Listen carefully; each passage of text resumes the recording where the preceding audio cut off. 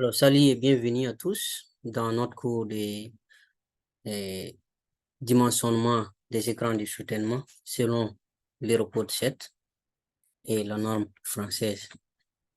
Donc, je vous rappelle que si vous voulez la version en anglais, vous pouvez avoir un lien dans les commentaires. OK? OK. Je pense que c'est la deuxième vidéo de ce programme-là. On va essayer de faire des vidéos courtes pour que vous compreniez assez profondément.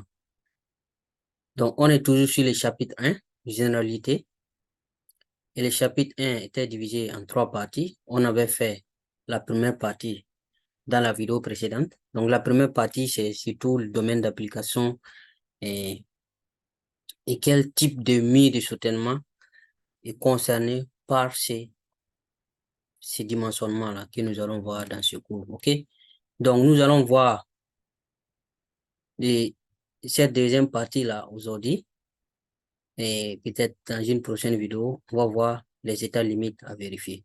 Cette partie est vraiment importante parce que c'est en connaissant les mécanismes de rupture, mécanismes de ruine des écrans de soutènement que vous pouvez apporter, que vous pouvez réfléchir à comment apporter les solutions à ces mécanismes-là. Okay? En réalité, tout le dimensionnement va tourner autour des mécanismes de rupture, c'est-à-dire comment faire pour empêcher ces ruptures-là, ce type de rupture. Donc, deuxième partie, mécanisme de rupture, mécanisme de ruine des écrans de soutènement. Donc, c'est de ça qu'on va parler aujourd'hui. D'accord? Donc, la ruine des écrans de soutènement peut se produire de plusieurs manières. OK? On va essayer de faire la vidéo vraiment courte. Juste les différentes manières possibles. Donc, première manière qu'on va citer ici, on va parler de rupture par insuffisance de résistance du terrain au contact de l'écran lui-même. Donc, le terrain, le sol en contact de l'écran, ok, ce sol-là peut céder. Ce sol-là même peut céder. Donc, ici, on a deux exemples potentiels, deux cas potentiels. Premier cas qu'on va citer ici, dans la catégorie de insuffisance de résistance du terrain. Ok? Donc, dans cette catégorie, on a deux cas. Premier cas, c'est défaut de buter en pied.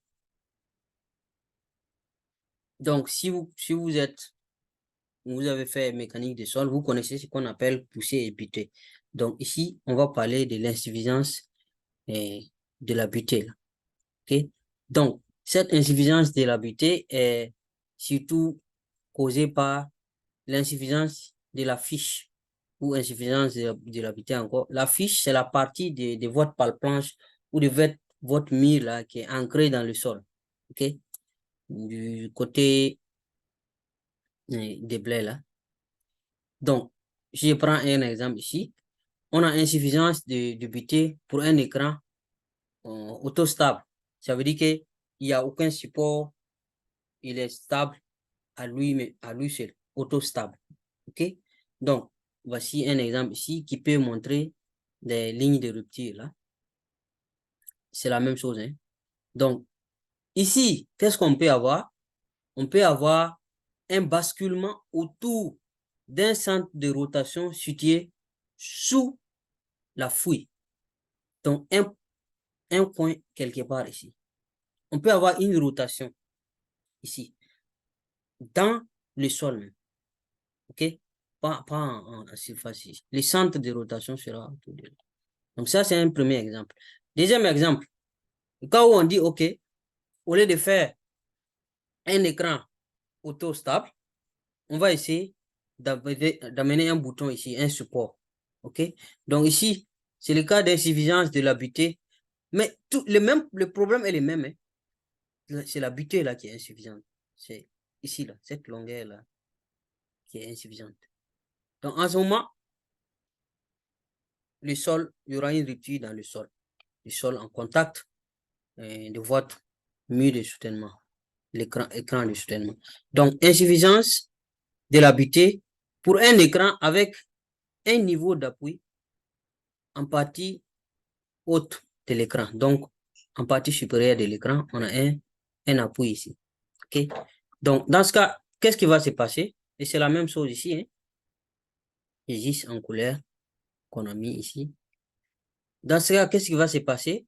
On peut avoir un basculement autour d'un appui, de l'appui qui est en tête. Donc, ça va se passer ici, autour d'un appui. Donc, le basculement peut se faire ici. Vous voyez? Voilà.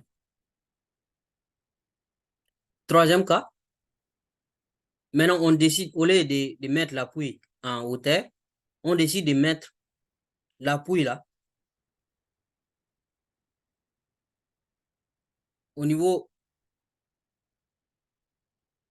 à un niveau plus bas, je vais dire. OK? Donc, on aura une suffisance de la butée pour un écran avec un niveau d'appui avec rotation autour d'un appui en partie basse. Donc, on aura rotation autour de cette partie-là. C'est la même chose. Hein? Donc, basculement autour d'un appui en pied.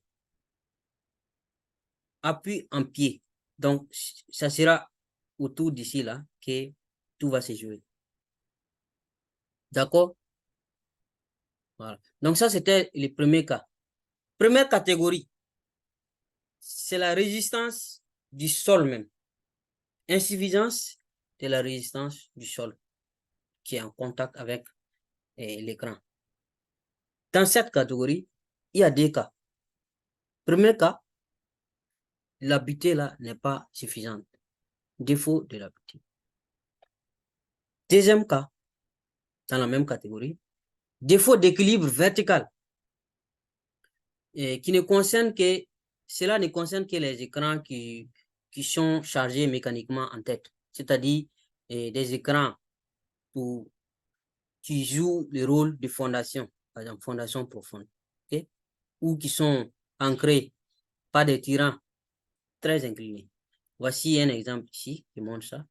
Donc, en quelque sorte, c'est la capacité portante du sol. De toutes les façons, ici, c'est dans ces cas particuliers, l'insuffisance des résistances des terrains, là, c'est le sol même qui n'est pas assez résistant. Donc, ici, là, tout se joue ici, principalement. Hein.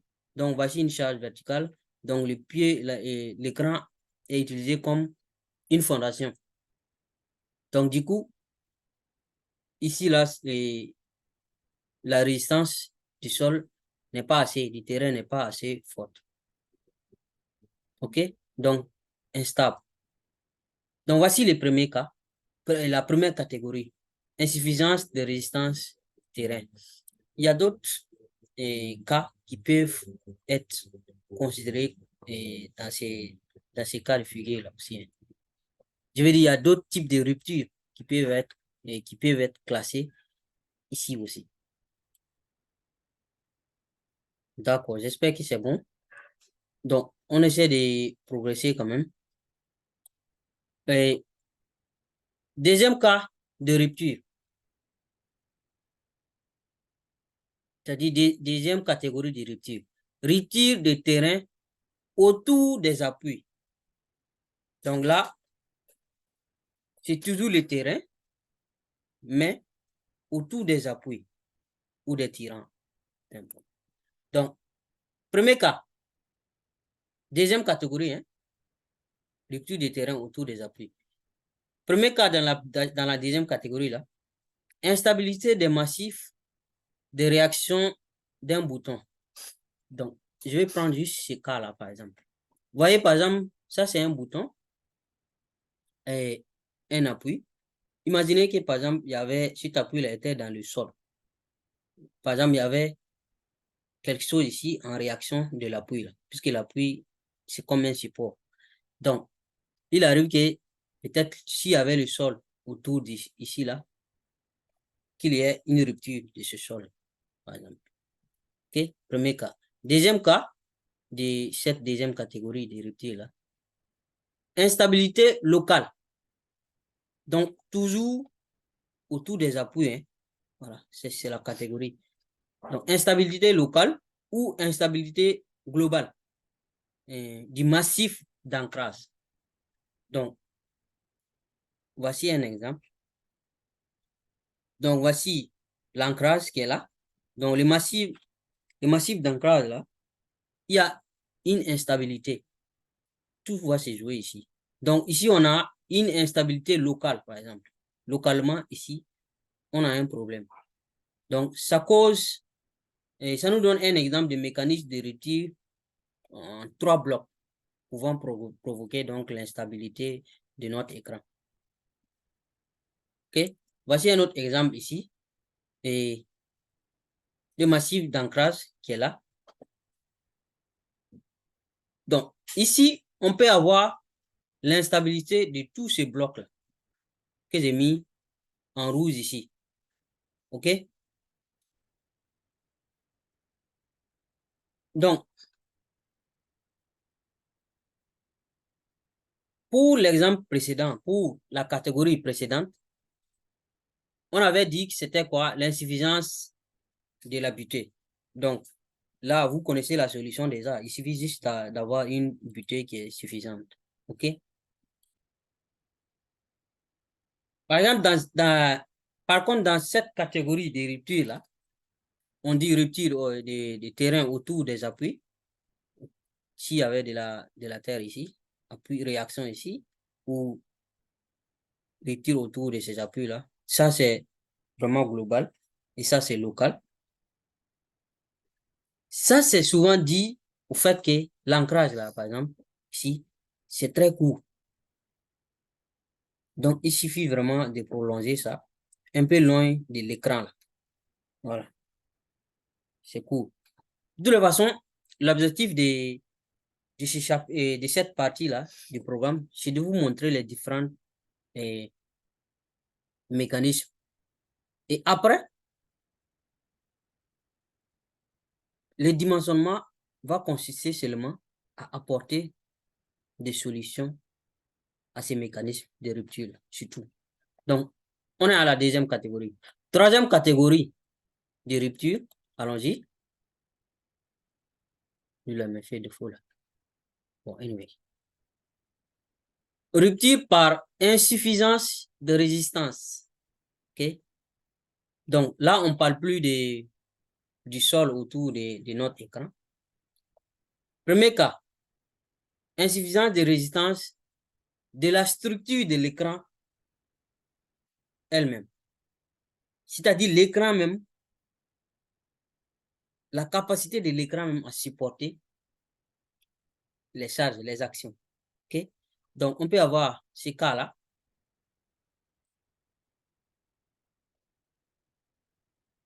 Voici des exemples de rupture d'écran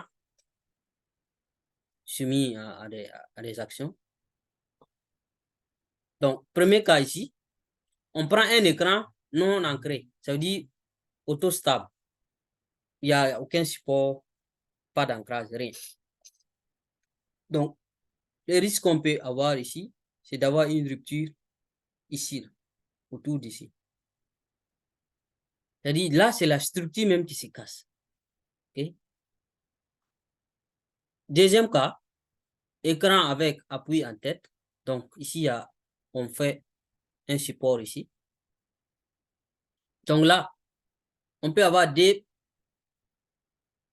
points de rupture ici, qui est déjà marqué, et un autre point qui est déjà là.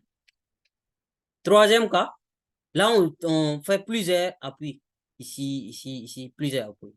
Donc, on peut avoir plusieurs possibilités, comme ici, on peut avoir une défaillance ici, ou ici, une rupture ici.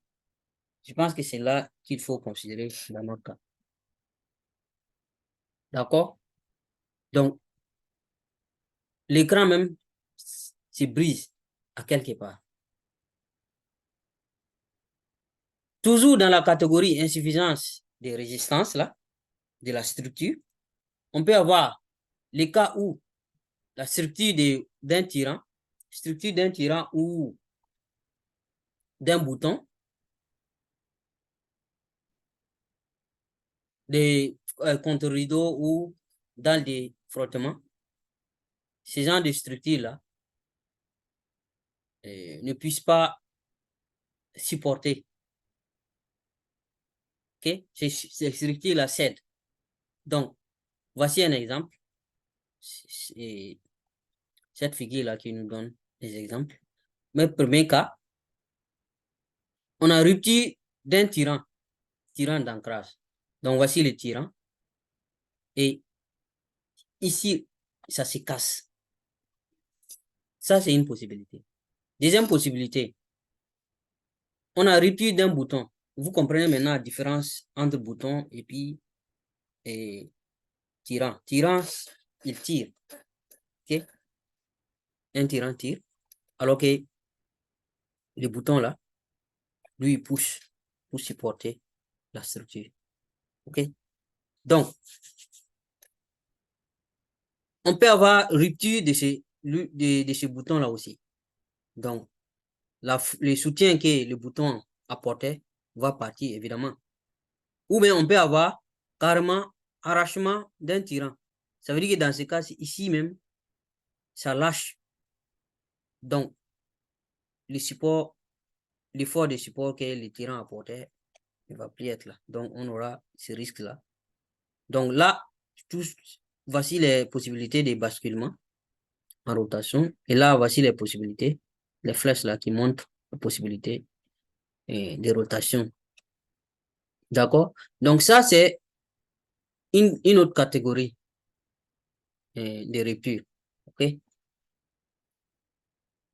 Autre possibilité, autre catégorie de rupture là, c'est instabilité au fond de l'exécution même.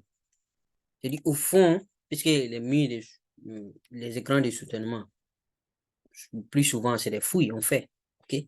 C'est pour des fouilles, pour les écrans là. Donc, au fond de la fouille même, il y a une instabilité. Ça peut arriver. Il peut arriver d'avoir, par exemple, rupture d'origine mécanique. Ça, c'est le cas. C'est-à-dire des rainures solides.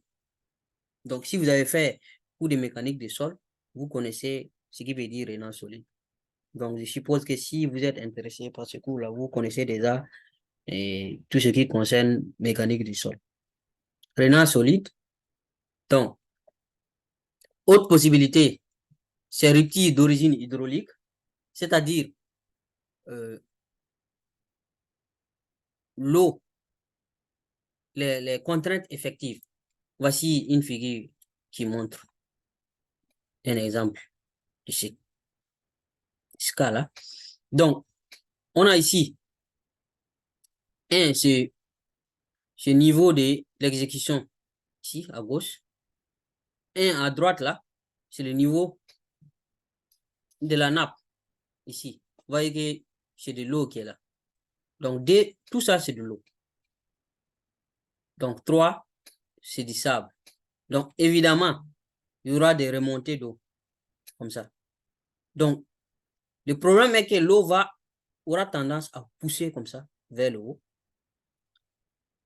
Et si cette hauteur dans la fouille n'est pas assez, l'eau risque de soulever carrément le tout.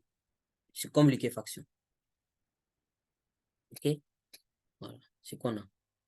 Donc, dernière catégorie d'instabilité là, c'est l'instabilité générale. Là, c'est le tout même qui va s'effondrer. OK?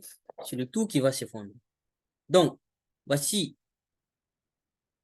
des exemples de cas d'instabilité générale.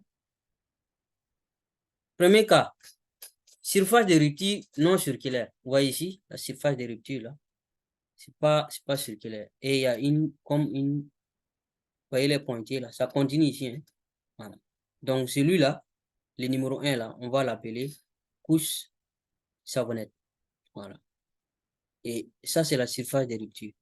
Sera comme ça. C'est non circulaire. Donc ça veut dire que c'est tout ça là qui sera balayé. Tout ça. Tout ça qui va partir. OK? Et le plus souvent, vous voyez ici les chargements et l'ancrage ne pénètre pas ce sol-là. OK? Cette couche savonnette-là. L'écran ne pénètre pas cette couche. Donc, l'autre possibilité, B, c'est surface des ruptures circulaires. Donc là, ça va comme ça. Donc, voici comment tout ça là va basculer, va tomber. Donc, vous avez beau ancrer votre écran dans le sol, si le sol même n'est pas stable, donc tout va partir. Voilà. OK? Donc, vous voyez ici, même l'ancrage n'a pas aidé vraiment. Donc, souvent aussi, vous allez voir, quand on va voir les dimensionnements des ancrages, pas dans ce cours, hein, dans le cours de Eurocode 7. Voilà. Parce que là, ce cours-là, j'avais déjà dit, c'est Eurocode 7 appliqué en France. Voilà. Donc ici, dans le dimensionnement des ancrages, souvent, vous allez voir que on va devoir estimer cette ligne-là et aller au-delà. Voilà. OK. De toute façon, on va revenir sur ces choses-là. Parce que, comme j'ai dit, ce sont les mécanismes de rupture là qui vont nous permettre de dimensionner. Parce que ce sont les problèmes auxquels nous allons devoir apporter des solutions. Et ces solutions-là, c'est ça qui seront l'ensemble des solutions-là qui seront notre dimensionnement. C'est tout. Donc, c'est tout. Hein. Merci beaucoup et rendez-vous une prochaine fois. Merci.